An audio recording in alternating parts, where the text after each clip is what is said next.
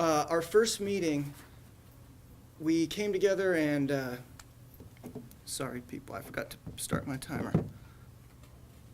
Okay.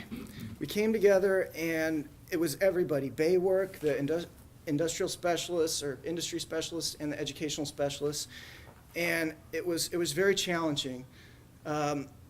Not too much we didn't pre-prep with, getting to know each other via emails or phone or anything. So, it was a 4-hour session, in my opinion.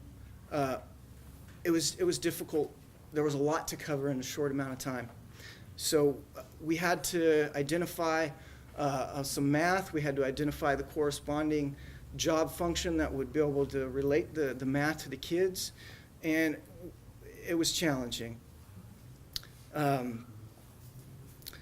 It took some time for us to first, the industrial specialists just started throwing out ideas. And then it was going nowhere. It wasn't too bad. And then we just, one of the industrial specialists, my coworker Boris, says, Tua, what do you want to teach these kids? What's your ideal? And let's see if we can hit it. So he said, what it was. Okay, we can do this.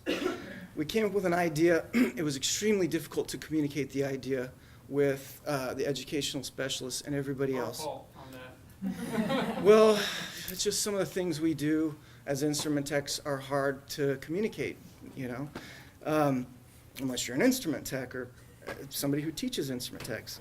But Tua luckily had done some prior research. I guess he had spoken with Cecil. He had a decent idea of what we do, and he said, well, how about this?